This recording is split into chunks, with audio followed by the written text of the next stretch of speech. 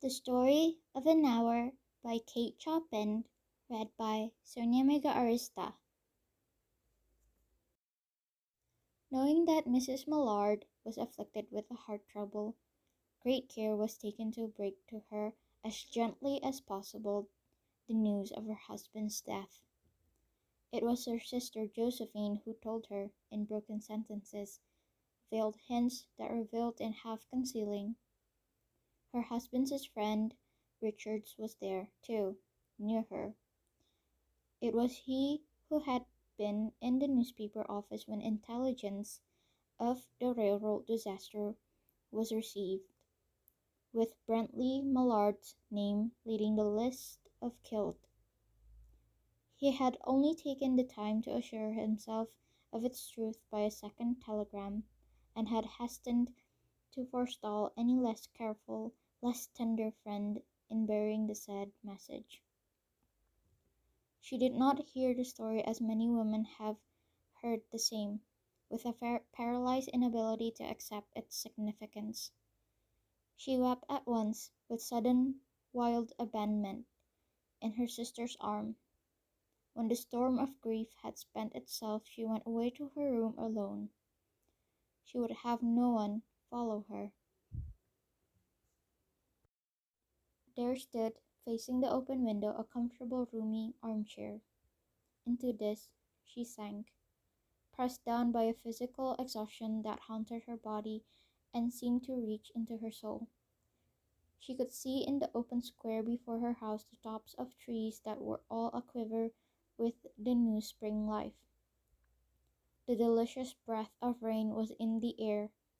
In the street below, a peddler was crying his wares. The notes of a distant song which some one was singing reached her faintly, and countless sparrows were twittering in the eaves. There were patches of blue sky showing here and there through the clouds that had met and piled one above the other in the west facing her window. She sat with her head thrown back upon the cushion of the chair, quite motionless, except when a sob came up into her throat and shook her, as a child who has cried itself to sleep continues to sob in its dreams. She was young, with a fair, calm face, whose lines bespoke a repression and even a certain strength, but now there was a dull stare in her eyes, whose gaze was fixed away off yonder, one of those patches of blue skies. It was not a glance of reflection, but rather indicated a suspension of intelligent thought. There was something coming to her, and she was waiting for it, fearfully. What was it? She did not know. It was too subtle and elusive to name, but she felt it, creeping out of the sky, reaching toward her through the sounds, the scents, the color that filled the air. Now her bosom rose and fell tumultuously. She was beginning to recognize this thing that was approaching to possess her, and she was striving to beat it back with her will, as powerless as her two white, slender hands would have been. When she abandoned herself, a low whispered word escaped her slightly parted lips. She said it over and over under her breath. Free, free, free! The vacant stare and the look of terror that had followed it went from her eyes. They stayed keen and bright. Her pulses beat fast, and the coursing blood warmed and relaxed every inch of her body. She did not stop to ask if it were or were not a monstrous joy that held her. A clear, exalted perception enabled her to dismiss the suggestions as trivial. She knew that she would weep again when she saw the kind, tender hands folded in death, the face that had never looked save with love upon her, fixed and grey and dead. But she saw beyond that bitter moment a long procession of years to come that would belong to her absolutely, and she opened and spread her arms out in them in welcome. There would be no one to live for her during those coming years. She would live for herself. There would be no powerful will bending hers in that blind persistence with which men and women believe they have a right to impose a private will upon a fellow creature. A kind intention or a cruel intention made the act seem no less a crime as she looked upon in that brief moment of illumination. And yet she had loved him, sometimes. Often she had not. What did it matter? What could love, the unsolved mystery, count for it in the face of this position of self assertion, which she suddenly recognized as the strongest impulse of her being? Free, body and soul free, she kept whispering. Josephine was kneeling before the closed door with her lips close to the keyhole, imploring for admission. Louise, open the door! I beg, open the door. You will make yourself ill. What are you doing, Louise? For heaven's sake, open the door. Go away. I'm not making myself ill. No, she was drinking in a very elixir of life through that open window. Her fancy was running riot along those days ahead of her. Spring days and summer days and all sorts of days that would be her own. She breathed a quick prayer that life might be long. It was only yesterday she had thought with a shudder that life might be long. She rose at length and opened the door to her sister's importunities. There was a feverish triumph in her eyes, and she carried herself unwittingly like a goddess of victory. She clasped her sister's waist, and together they descended the stairs. Richard stood waiting for them at the bottom. Someone was opening the front door with a latchkey. It was Bentley Millard who entered, a little travel-stained, composedly carrying his gripsack and umbrella. He had been far from the scene of the accident, and did not even know there had been one. He stood amazed at Josephine's piercing cry, at Richard's quick motion to screen him from the view of his wife. But Richard was too late. When the doctors came, they said she had died of heart disease, of joy that kills. Being My Friend Isn't Easy by Sonia Mega, read by Sonia Mega Arsta. Being my friend isn't going to be easy. I'm not greatest at conversations. I talk slowly and talk about nonsensical things. I'm hot-headed and bad-tempered. And most of all, I say I love you, but I mentally put distance between us, and I'm scared shitless if you come too close. I won't care about anything else but you. I won't remember your ex or your boyfriend's or your girlfriend's name unless you introduce him to me so that they become a part of this small world between you and me. I won't care about anything else but you. I've only seen things in hindsight.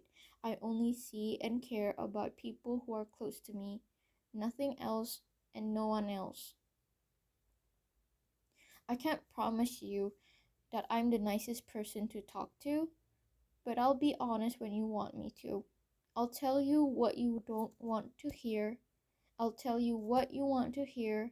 I'll be honest because in between my words, I care a lot about you. You can be mad all you want at me. You can cuss, you can hit me, but I'll be honest with you. I can't promise a good time, a fun time as if you're in an amusement park. I can't give you that. But when your world comes crashing down, I'll quietly be there to listen and shoulder the pain with you. I can't give you advice, and for sure, I wouldn't want to do it for you because that would stunt your growth, and I know you. You are strong. I believe in you even when you don't.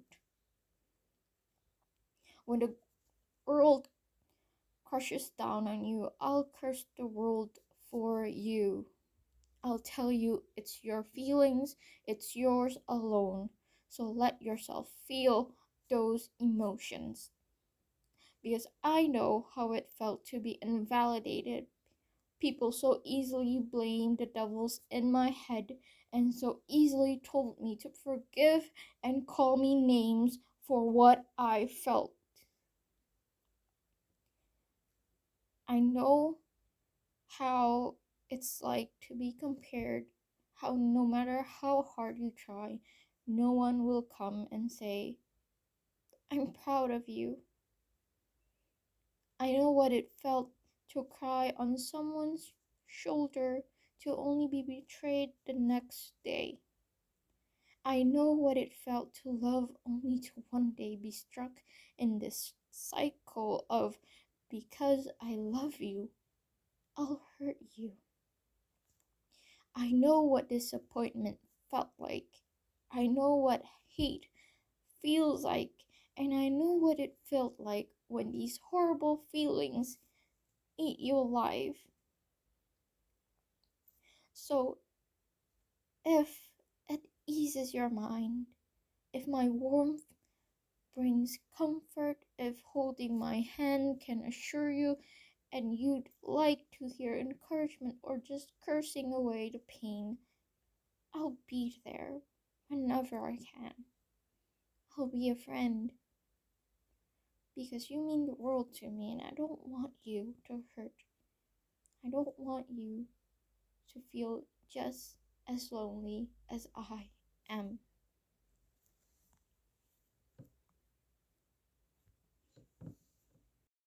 The Girl Who Floats by Sonia Arista.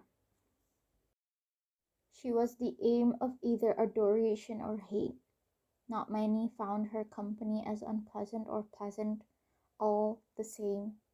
She shines brighter than most, that is what people would describe her as, either her mind or just her existence itself. And another redeeming feature of her is that she floats. They all either hate it or are cheering her on. She floats, her feet have not touched the ground, and my eyes are always set up to look into her eyes. She would often smile, aloof and naive of the world around her. My girl would float from daylight to when it bleeds into the night. Often I would sit by her side, my mind escaping to chase after where her mind was. Tomorrow I'll stop floating. I observed her blushing cheeks, and a cheeky smile that had been long forgotten was plastered on her face. She had done this before. My girl had been floating for as long as I remember. The ground had thorns that would hurt her feet. It had often bled, and those wicked wounds never healed. Maybe this time I'll stay on the ground. She smiled and cheered. I had watched this scene so many times. This time she wishes to stay on the ground over the mere memory of a man kissing the back of her hand in adoration. His warmth lingered as for the first time in her life she had found someone who she did not mind to run to with a bouquet of flowers. I looked down at her feet.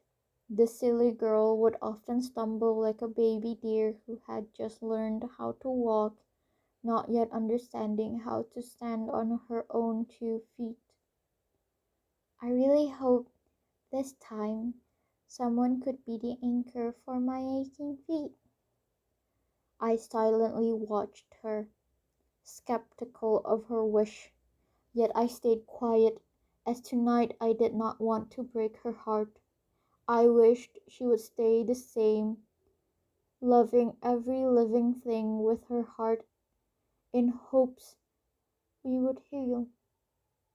Yet again, the story repeated itself.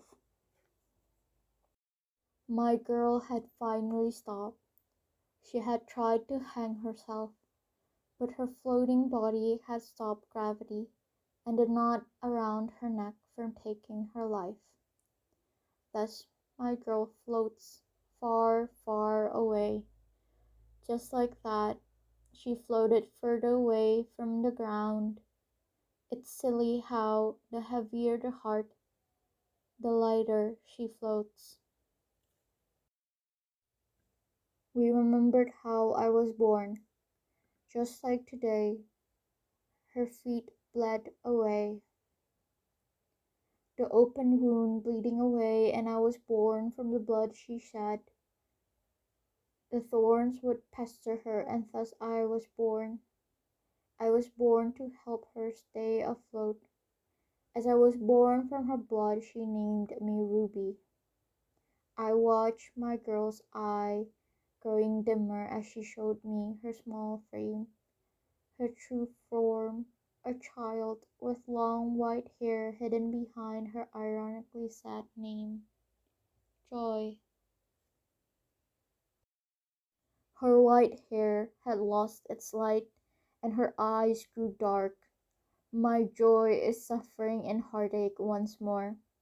My joy is lost in betrayal and fear. My girl had lost hope, yet she floats to ignore reality, so that tomorrow when she wakes up, their sadness will not eat her alive.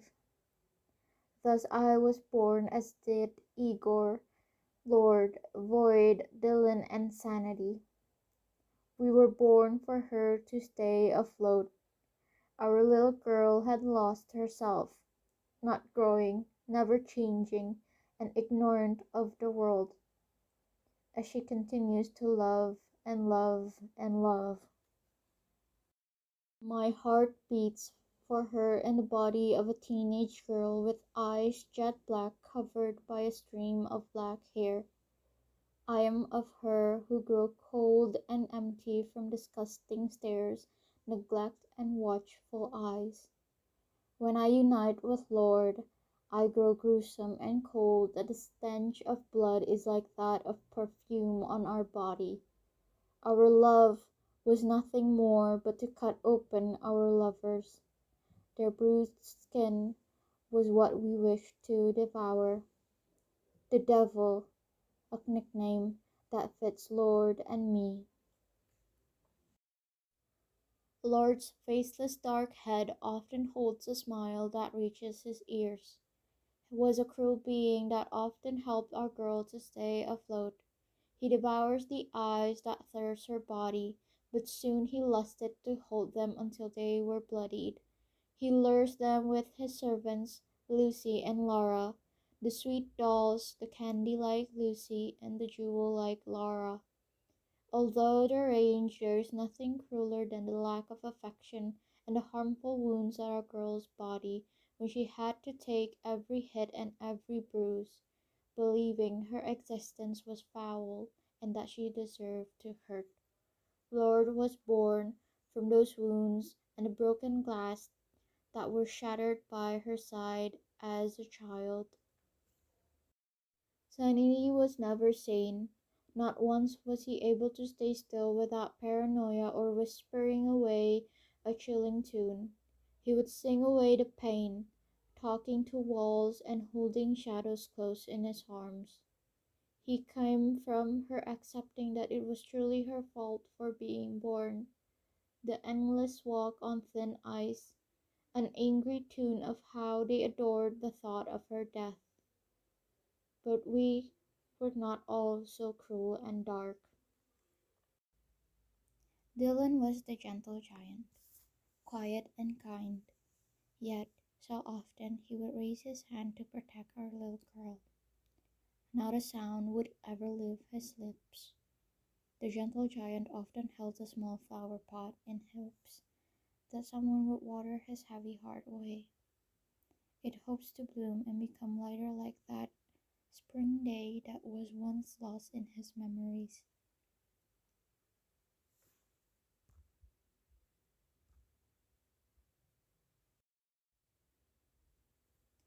Void and Igor, the eldest and the youngest, the guardian and the ruler of hell. had disappeared for a while now, asleep in a place unreachable.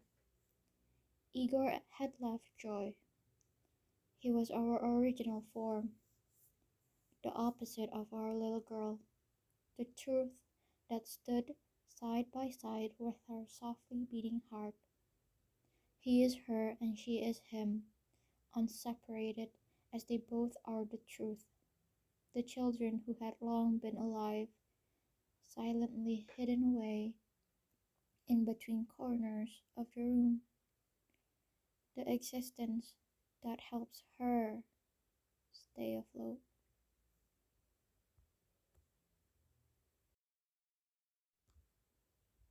A day will come where her torn feet will touch the ground again, and they are the pieces inside of her that watch in hopes that it will one day end, hoping our little girl would finally rest, drifting away into the abyss where no one will harm her, a place she would stop dreaming of warmth, just like today, when she opened her eyes in the middle of a war and nothing but snide remarks filled her mind. She had lost hope once again.